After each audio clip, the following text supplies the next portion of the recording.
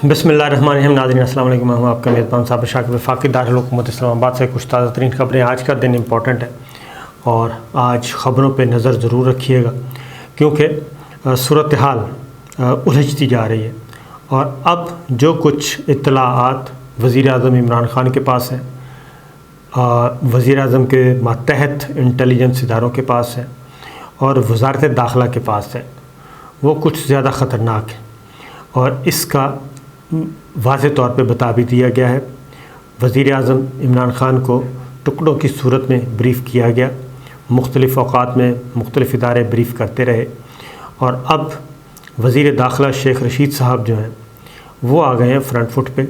और उन्होंने वाज़ेह तौर पे कह दिया है कि उनके पास कुछ अहम सबूत मौजूद हैं जिसके तहत ऐसे हालात पैदा किए जा रहे हैं कि मुल्क में जमहूरियत की बिसात लपेट दी जाए और मार्शल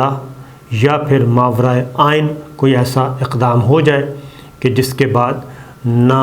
रहेगा बांस ना बजेगी बंसरी और ये सारा सिस्टम लपेट दिया जाएगा। ये शवाहद कैसे मिले, कहाँ से मिले, ये ज़रा थोड़ा सा सोचने की बात है और ख़ास तौर पर जो चीज़ें सामने आ रही हैं, अब हालात को बदअमनी की तरफ ले जाने की कोशिश की जा रही है। अब इसमें अगर वज़ीर दाखिला ये कहते हैं कि ये हालात बदअमनी की तरफ जा रहे हैं, मौलाना फजलुर रहमान साहब वहशी जाट हैं और अपोजिशन कोई ऐसी हरकत ना करे, लेकिन उसमें थोड़ी सी कन्फ्यूजन है। वो कन्फ्यूजन ये है कि अगर ये चीज़ें सारी मालूम हैं वज़ीर दाखिला के पास और हुकूमत के पास कि कोई तीसरा प्लेयर है और बैरूनी अनासिर हैं, वो ये सारा काम कर रहे हैं और बदअमनी की तरफ ले जाना चाहते हैं, तो फिर क्या वजह है कि हुक्मरान जमात जो है वो भी इस सिचुएशन को डिफ्यूज़ क्यों नहीं कर रही और इस मामले को मज़ीद बढ़ावा क्यों दे रही है? क्या ऐसे सेंसिबल लोग नहीं हैं, दूरअंदेश ऐसे लोग नहीं हैं जो फ़हम व फ़रासत से काम लें और जो कोई भी ये खेल खेलना चाहता है, खा वो बैरूनी प्लेयर है या बैरूनी पॉलिटिकल प्लेयर है, कोई भी है, अगर वो उनके पास ये सारी इत्तलात मौजूद हैं तो फिर इतनी सेंस तो होनी चाहिए कि इस चीज़ को रोका जाए। अब मामला क्या है? ये तसादुम की तरफ तो सूरत हाल जा ही रही है, इसमें तो 1% भी शुबा नहीं होना चाहिए कि ये तसादुम की तरफ जा रही है और उसकी रीज़न ये है कि अपोजिशन हर सूरत में तहरीक अदम एतमाद विन करना चाहती है, जीतना चाहती है और उसके लिए वो कोई हॉर्स ट्रेडिंग करनी पड़े, लोगों को अपने साथ मिलाना पड़े, ब्राइब करना पड़े, जिस तरीके से भी करना पड़े वो करना चाहती है। और वज़ीर-ए-आज़म इमरान ख़ान अभी तक किसी किस्म का कोई कंप्रोमाइज़ करने के लिए तैयार नहीं है। वो कंप्रोमाइज़ कहते हैं, लेकिन मैं अगर ये कहूँ कि ये पॉलिटिकल सेटलमेंट है। अगर आपने बड़ा गोल अचीव करना है तो बड़े गोल को अचीव करने के लिए आप छोटी छोटी चीज़ों को इग्नोर भी कर सकते हैं और छोटी बातों पे कंप्रोमाइज़ भी कर सकते हैं। जब इस वक्त पता है कि आपके पास आप इत्तेहादियों के सर पे मौजूद हैं, इत्तेहादियों की वजह से मौजूद है और मखलूत हुकूमत है, तो इसमें फिर इत्तेहादियों को साथ लेके चलना पड़ता है और ये मजबूरी होती है। लेकिन बहरहाल वो जो माजी में होना था वो हो गया। उसके बाद भी अब ये है सूरत हाल कि क्यों जमहूरियत की बिसात कैसे लपेटी जाती है। जमहूरियत की बिसात सिर्फ एक सूरत में लपेटी जाएगी। माजी में हमने देखा कि पॉलिटिकल प्लेयर्स जब आपस में गुत्थम गुत्था थे और सुबह दोपहर शाम हर हफ्ते कोई गवर्नर तब्दील हो रहा था, कोई हुकूमत तब्दील हो रही थी। 1947 से लेकर 56 तक, 58 तक 7-8 वज़ीर-ए-आज़म तब्दील हो गए। हमारे बानी पाकिस्तान अल्लाह को प्यारे हो गए और पहले वज़ीर-ए-आज़म लियाक़त अली ख़ान को शहीद कर दिया गया। इस तरह की कहानियाँ, एक वज़ीर-ए-आज़म को अदम एतमाद का सामना करना पड़ा, आया है चुंदरीगढ़ को, ये लड़ाइयाँ चल रही थी और ऐसा भी हुआ कि सुबह गवर्नर का नोटिफिकेशन हुआ, शाम को वापस हो गया। ये मामला चल रहे थे। ये पहला मार्शल था, जमहूरियत की निज़ाम इसलिए लपेटी गई और जनाब पहले सिकंदर मिर्ज़ा साहब आए और उसके बाद यहाँ अयूब खां आ गए। उसके बाद दूसरा मार्शल जो है وہ آتا ہے، جنرل ضیاء الحق صاحب لے کے آتے ہیں، اور اس کے بعد بلکہ ضیاء الحق صاحب سے پہلے جنرل یحییٰ خان وہ لے کے آتے ہیں، اس کے بعد جنرل ضیاء صاحب آتے ہیں، وہ 11 سال۔ جنرل ضیاء صاحب کا بھی یہی تھا کہ وہی انتخابات میں دھاندلی، ملک گیر تحریک، اور پھر طویل دورانیے کا احتجاج، اور بالآخر ملک کرفیو اور گولی لاٹھی کی طرف گیا، اور ماشاء اللہ 11 سال۔ پھر پرویز مشرف صاحب کا ماشاء اللہ، اس میں وزیر اعظم نواز شریف صاحب نے، اور جب آرمی چیف باہر تھے جناب مشرف، ان کو سیک کر دیا، یہ ماشاء اللہ لگ گیا۔ تو اب کیا صورتحال ہے؟ اب بھی صورتحال جو ہے، حالات تو اسی طرف جا رہے ہیں، اور یہ شیخ صاحب نے کوئی غلط بات نہیں کی، کیونکہ تحریک عدم اعتماد کو ون کرنے کے لیے اس وقت سندھ ہاؤس اسلام آباد میں SSU کے 228 کمانڈوز تعینات کر دیے گئے ہیں۔ 228 اسپیشل سیکورٹی یونٹ، صوبہ سندھ کی سیکورٹی فورسز ہیں، یہ کر دیے گئے ہیں تعینات 228 پولیس کمانڈوز۔ اور یہ کس لیے تعینات کیے گئے ہیں؟ کراچی پورے سندھ سے لا کے یہ سندھ ہاؤس اسلام آباد میں، اور یہ حفاظت کر رہے ہیں سندھ ہاؤس کی، جہاں پہ ارکان قومی اسمبلی مقیم ہیں، اور ان میں بھی ان ارکان قومی اسمبلی کی حفاظت کی جا رہی ہے جو پاکستان تحریک انصاف کے منحرف ارکان ہیں۔ یہ ہے صورتحال اس وقت۔ تو جو فورسز جن کا کام ہے عوام کی عزت اور آبرو کا خیال رکھنا، جان مال کا خیال رکھنا، لا اینڈ آرڈر کا مسئلہ، اور نئی سے نئی فورس بنائی جاتی ہے تاکہ یہ کام ہو، لیکن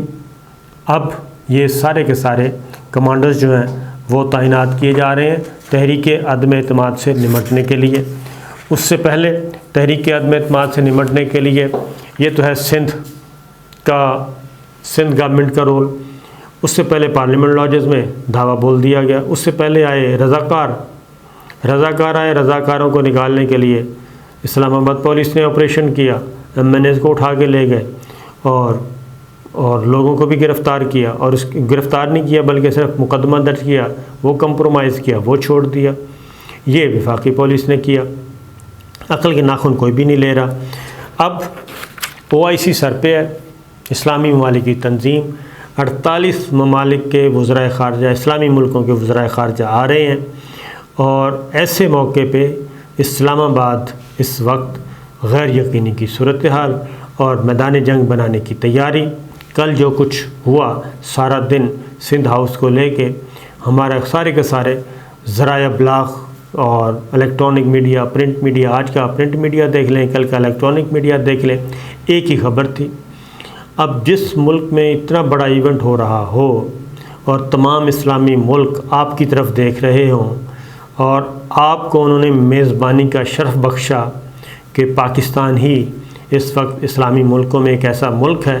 جو کہ تگڑا بھی ہے، جو جوہری طاقت بھی ہے، اس کے پاس یہ ساری کانفرنس، انٹرنیشنل کانفرنس ہونی چاہیے، اور اس کانفرنس کا بھاری بھرکم ایجنڈا ہے،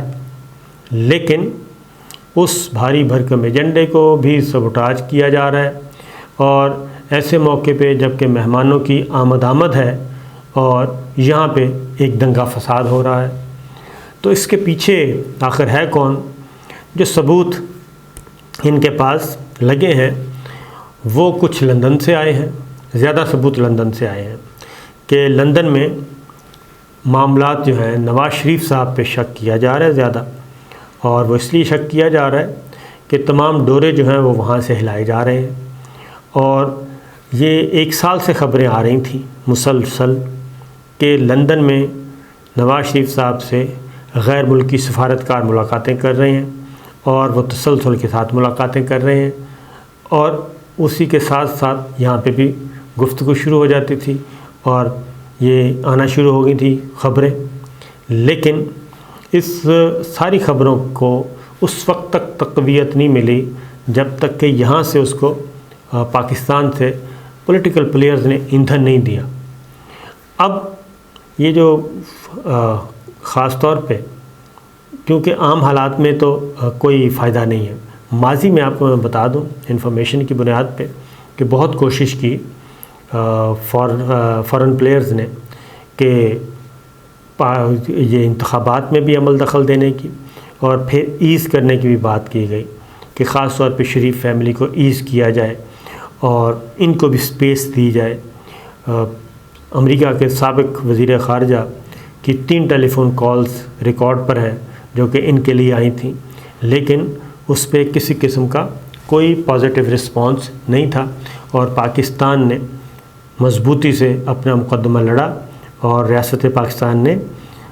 انٹرفیئر نہیں ہونے دیا کسی کو بھی۔ اس کی وجہ یہ تھی کہ یہاں کے جو ہمارے پولیٹیکل اور ملٹری لیڈرشپ تھی وہ سیم پیج پہ تھی اور مل جل کر کام کر رہے تھے، لیکن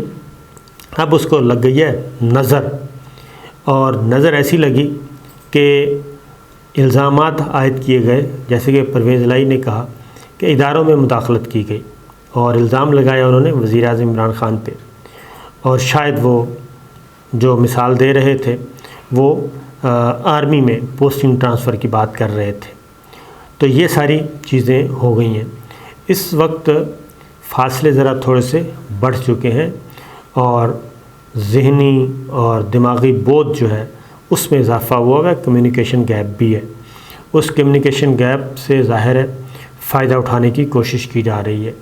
اور اگر یہ کسی نے فائدہ اٹھانے کی کوشش کی تو معاملات پھر ہاتھ سے نکل جاتے ہیں۔ گورنمنٹ جو ہے، خاص طور پہ وزیر داخلہ بار بار یہ بات کہہ رہے ہیں کہ اس میں پیسہ بھی چل رہا ہے، وزیر اعظم عمران خان کہہ رہے ہیں پیسہ چل رہا ہے، تو بھائی پیسہ اگر چل رہا ہے تو جو اس میں FIA آپ کے پاس ہے، تحقیقاتی ادارے آپ کے پاس ہے، آپ ان کو منظر عام پہ لائیں اور منظر عام پہ لا کے بتائیں کہ یہ ہو رہا ہے۔ اب جو چیزیں ہمارے سامنے ہیں اس میں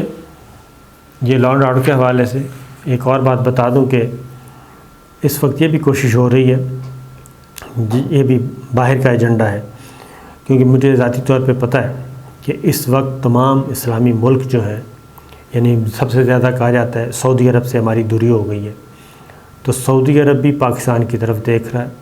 اور سعودی عرب اور پاکستان ایک دوسرے سے دور نہیں ہو سکتے۔ ترکی پاکستان کی طرف دیکھتا ہے، کیونکہ ہمارے پاس اللہ تعالیٰ نے ہمیں وہ چیز دی ہے جو کسی اور کے پاس نہیں ہے۔ تو بجائے اس کے کہ تحریک عدم اعتماد کے معاملے کو پارلیمانی انداز میں، آئینی انداز میں، قانونی انداز میں نمٹایا جائے، اس میں دونوں فریقین جو ہیں، حکومت بھی اور اپوزیشن بھی، بہت زیادہ اپوزیشن کا تو کام ہی ہے، اپوزیشن کو خاص طور پہ مسلم لیگ نواز کو تو اس کا بہت فائدہ ہے کہ یہ سارے کا سارا سسٹم لپیٹ دیا جائے اور یہاں پہ لگ جائے مارشل لا یا ماورائے آئین کوئی اقدام ہو جائے، اور اس کے بعد ہوگا یہ کہ جو بھی قدم اٹھایا جائے گا، عدالتیں جو بھی فیصلہ کر دیں گی، عدالتیں نیب کوئی بھی کام کریں گے وہ کہیں گے کہ یہ مارشل لا دور میں ہوا ہے، لہٰذا اس کو تو فارغ کیا جائے، جیسے کہ پرویز مشرف صاحب کے زمانے میں ہوا تھا۔ اس میں بھی سارے یہ پوتر ہو کے واپس آ گئے تھے۔ تو اگر وزیر داخلہ شیخ رشید صاحب کے پاس موجود ہیں تو آج لگتا یہ ہے کہ وہ کچھ ثبوت پیش کریں گے، کیونکہ جو سب سے زیادہ ملاقاتیں ہو رہی ہیں وہ یہاں سے جتنے بھی لوگ جاتے ہیں، اپوزیشن کے جائیں، اتحادی جائیں، وہ نواز شریف صاحب سے مل رہے ہیں اور ہدایات وہاں سے آ رہی ہیں۔ تو کیا اس میں صرف لوکلی کوئی یہ کام کر رہا ہے، جمہوریت کو لپیٹ دیا جائے اور ماشاء اللہ لگایا جائے، یا اس میں غیر ملکی سفارت خانے بھی ملوث ہیں؟ یہ ہے وہ چیز جس کو دیکھنا ہے، لیکن سب سے بڑی ذمہ داری جو ہے وہ گورنمنٹ کی ہے، اور OIC کے موقع پہ یہ بھی الرٹس آ چکے ہیں کہ دشمن جو ہے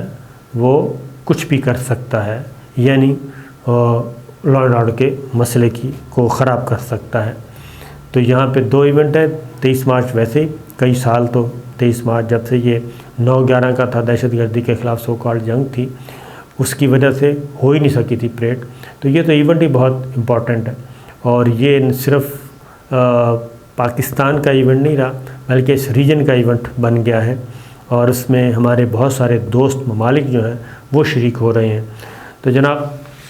یہ ساری چیزیں سوچنے کی ہیں، اور اس کی پہلی جو ذمہ داری ہے وہ حکومت کی ہے۔ ایک اور خبر جو کہ اچھی خبر سمجھی جاتی ہے، اور ایک اور وجہ تنازع جو تھا وہ تھے وزیر اعظم عمران خان صاحب کے پرنسپل سیکرٹری اعظم خان صاحب۔ تو اب اطلاعات آ رہی ہیں کہ اعظم خان صاحب تبدیل ہو رہے ہیں اور ان کو بھیجا جا رہا ہے بیرون ملک۔ ان کی بیرون ملک پوسٹنگ کی منظوری ہو چکی ہے، وہ شاید ورلڈ بینک میں ایگزیکٹو ڈائریکٹر کے طور پہ تعینات ہوں گے۔ یہ جب وزیر اعظم نواز شریف سابق جو ہیں ان کے معاملے بھی خراب ہوئے تھے فواد احمد فواد کی وجہ سے، تو تب بھی یہی خبر آئی تھی کہ فواد احمد فواد جو ہیں وہ جا رہے ہیں اسی پوسٹ پہ، یعنی کہ اقوام ورلڈ بینک میں ایگزیکٹو ڈائریکٹر کے طور پہ۔ تو اب اسی طرح کی یہ خبر آ گئی ہے۔ اگر یہ خبر صحیح ہے اور وزیر اعظم ہاؤس اس بات کی تصدیق کر رہا ہے تو میرا خیال ہے کہ اس سے بھی کافی بہتری آنے کی امید ہے، لیکن عثمان بزدار صاحب وزیر اعلیٰ پنجاب کی تبدیلی بھی ضروری ہے۔ اجازت دیجیے، اللہ حافظ۔